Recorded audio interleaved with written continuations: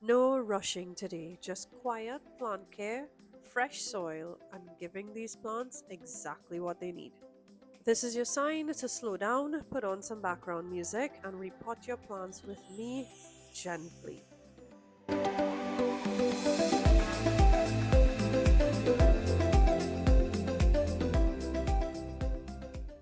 Hi guys, welcome back to my channel. Today's video is a repot with me, a slow, relaxing plant care day where I'll be tending to some of my plants, repotting a few, potting up propagations, doing a little pest treatment if needed. Luckily, I haven't seen, much outbreaks recently, thank God for that, and just addressing some plant problems along the way. This is one of those cozy, no rush plant chores days. I have just, been wanting to take it easy. So I've just been slowing things down, making shorter videos too, just to keep the process enjoyable. And in general, I just want to have a nice, slow 2026, minimizing as much drama as possible. So feel free to put this video on in the background, grab anything you want to just chill and repot along with me, or just enjoy watching me do it. Before I get into it, I am all out of mix. So I'm gonna mix my basic soil mix that I amend based on the type of plant that I'm gonna repot. For example, I would use this mix for like my phyllos and syndapsis, but my anthuriums I will add like orchid bark and tree fern. And once I'm amending the soil, I'll take you all along with me. But for now, I'm just making my basic mix. I don't really want much to do. So hopefully, everything that I find that needs repotting or potting up will be fine in my Utopia mix. You all know this is my mix that I've gone to for the majority of my hobbying days. If you've been here from day one, then you would have noticed that I started amending the Utopia mix.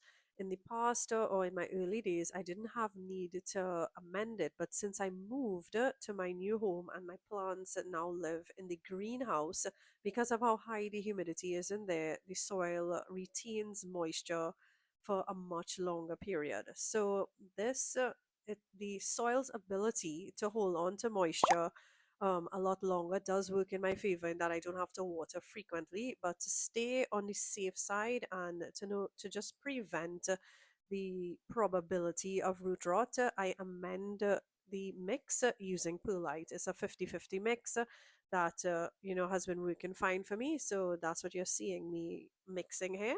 I like mixing it in a massive container so that when I'm ready to repot or once that mood takes me, I have everything just ready and waiting for me.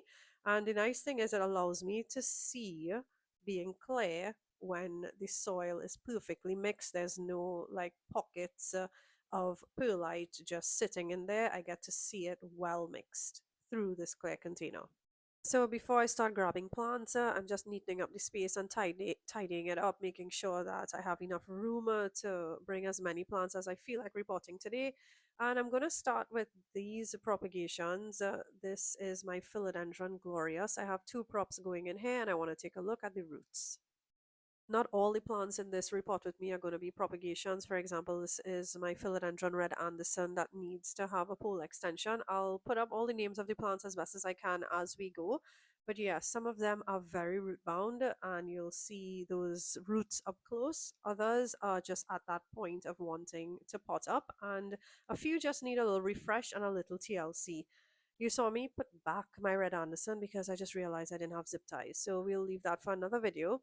Up on the screen right now is my variegated or domino peace lily. Some people might say it's Picasso. I still am unclear of that ID.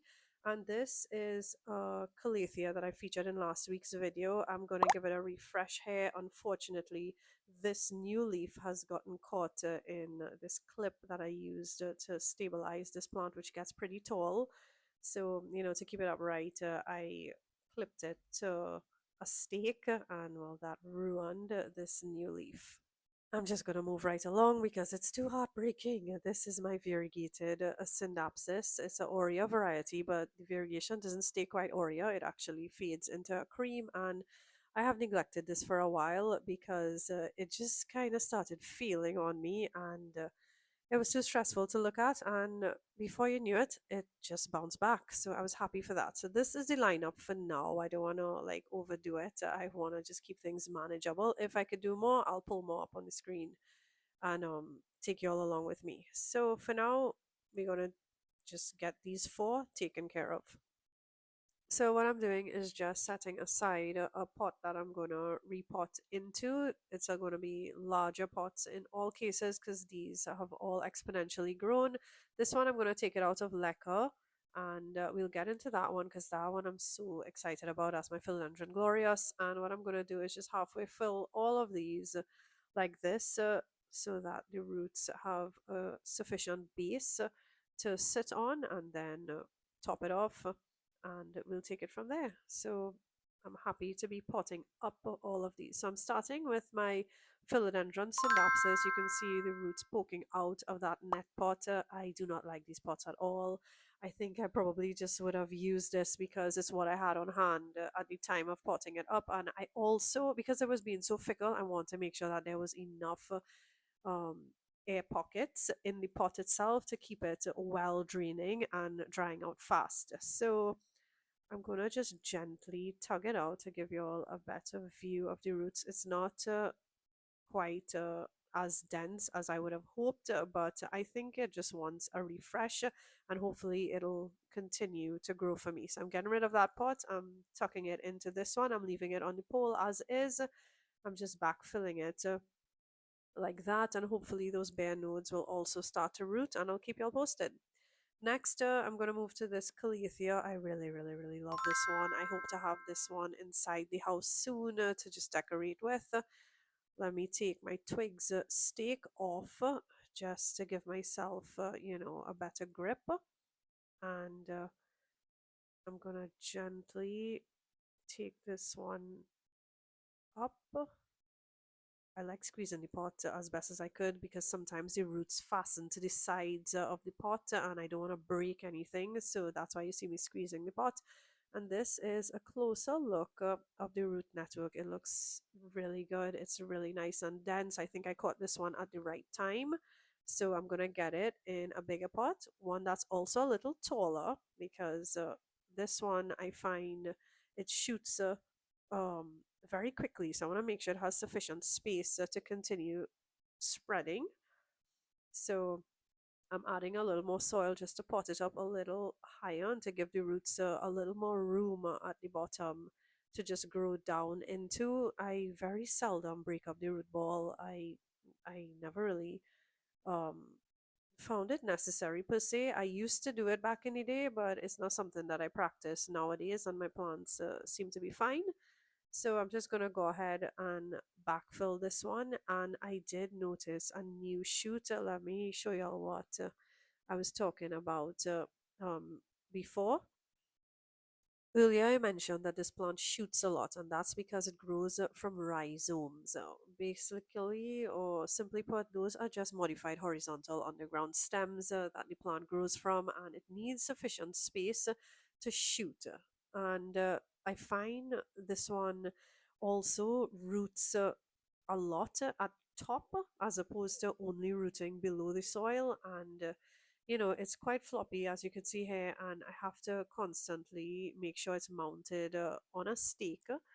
Or I could have potted it deeper, but the reason I didn't pot it deeper is because here is a new shoot that I keep mentioning. This is one that's coming up here, so I didn't want to bury it too deep. I want to give that one enough room to grow, so that's why I didn't bury it deeper, which would have helped to stabilize the plant. So that was it for that one. This one I'm just gonna clean up all the dead leaves on my peace lily. This helps to prevent pests because there isn't dead decaying matter around that attracts pests in the first place and allows them to hide once they fall into the pot. So I get rid of all of those. Also, I believe that once it gets to that state, I don't think it's pretty useful to the plant anymore. So I get rid of them, and this one is just not hydrating. So I feel like I need to refresh the mix and give it a bigger pot. It is root bound and like densely rooted. So I'm gonna upsize this by probably a pot size and a half bigger than what it was originally in.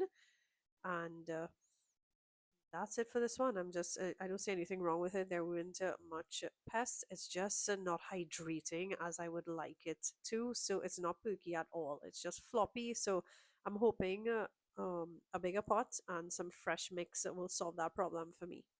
So I'm hoping the roots will be happier. You can see how floppy those leaves are. I'm happy that the variegation is unaffected. Though if I saw like browning leaves and stuff, I would know okay if there was like some sort of nutrition issue.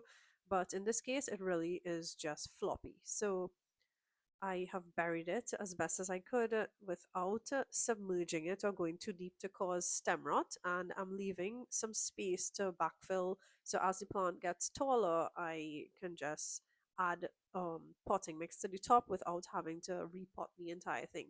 I am looking for a cover pot, is what I'm doing right now because the syndapsis is going to topple over, being so tall and on a pole. So I don't think I had any with a hole there, so I'm grabbing this one that was just in my storeroom, and I think it'll get the job done to stabilize this. What I'm trying to do is make some room on my potting table, so I'm setting these aside here to water later.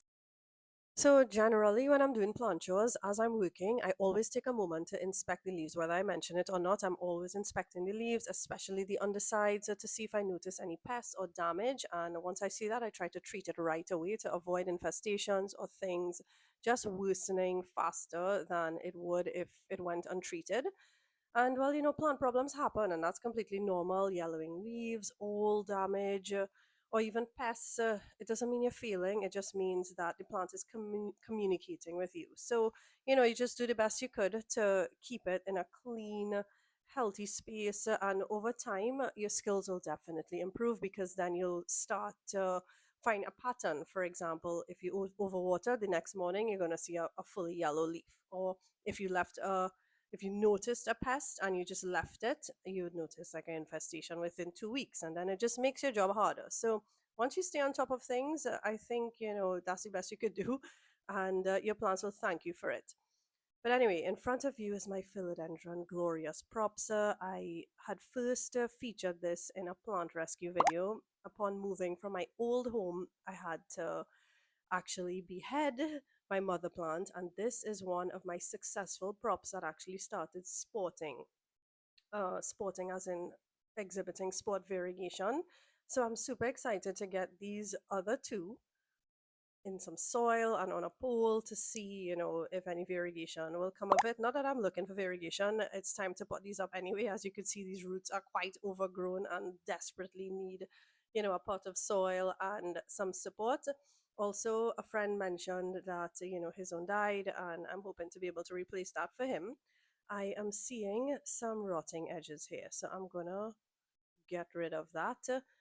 Luckily, the nodes above that have rooted successfully, but I don't think I'm going to put that one in soil just yet. This one, however, could definitely go in soil. It's long overdue. You could see these roots, you know, uh, just quite abundant. Okay, so I just made a clean cut like that, getting rid of all the rotted parts, and I'm happy to see the upper nodes have rooted nicely. It is, fairly okay to potter, but I wouldn't risk it just yet. There's no need to really rush to pot it up. It's doing fine in lecker, so I'm gonna leave that one in lecker. This one, however, I'm gonna pot up in this size pot and add a pole to it, so it'll continue to size up for me. So usually I prefer not to use that PVC bit that acts like a stake for the pole, but in this case, the plant is quite tall, so I don't think it'll mind not having some support to root into from so low down. So I'm just going to take advantage of the height of the pole here and get it on it just like that and secure it to encourage it to attach to the pole and to continue to size up for me. That's the ultimate goal with my philodendron gloria. Sometimes I wedge some rocks between there to stabilize it, which works like a charm every time. So I'll keep you guys posted on Instagram. For this little guy, I'm just going to put it back in a cup with leca as it was originally growing in leca. But in this case, because I experienced some stem rot with this one, I want to plant this one above the water line. So I'm adding leca to the base first, and establishing where I'm going to want to maintain a water reservoir just to help me with watering and to make sure that the leca doesn't fully dehydrate. So I mounted the cutting on a bed of lacquer and then I just fully covered it, making sure that all the upper nodes that were rooting was covered in lacquer as well to prevent dehydration of the roots. And that's it for this batch. So finally, and if you're familiar with my plant chores, you will know that the final step in repotting for me is always watering with mycorrhizae. If you're not familiar with Great White, that's the brand that I use. I'll put a link in the description for you all to get to understand the benefits of using it. Um, Consistently using it as well, it really does prevent a lot of plant transplant trauma as well as shock, and it just aids in efficient nutrient uptake. So I'll highly recommend this product, and not because it's sponsored, but it's something that I use every single time I interfere with the roots of my plants. And just in general, I love plant chores, and taking going the extra mile for my plants, really makes me happy. Especially as they always reward me with beautiful, beautiful, voluminous growth. Time and time again. Well, in most cases. And if you haven't noticed, a lot of my videos have been plant chores videos. This is my favorite part of the hobby. Yes, I do enjoy looking at my leaves, but I like being active as I can be because it's highly meditative for me. I do a bit of grooming. I like removing old leaves, cleaning the dust off, and reshaping plants where needed. This to me not only makes the plant look better, but it helps to improve the airflow around the plants themselves and increases the light exposure because you're getting rid of unwanted foliage that could allow more light to get you know to the lower parts of your plant. And this part of plant care is really meditative for me. Like I mentioned before, it's a chance to slow down and really connect with each plant, one on one almost. So, everything is looking so much happier already. Fresh soil, more space, and a little attention can make such a big difference. Plant care doesn't have to be rushed or perfect. Sometimes it's just about showing up and doing what you can. So what I'm doing here now is just placing all the plants that we worked on today back in its original location. I try not to move my plants around much once they're happy in a spot. I find moving them around too much tends to slow growth and slow progress in general. So if I see, the plant is performing well in a particular location, I'm just going to leave it there for as long as possible. The only one I really placed in a different location was my Philodendron Glorious, but I was confident in the position that I placed it in because an earlier prop was already thriving in that space. So that was a no brainer for me to just put it next to that one.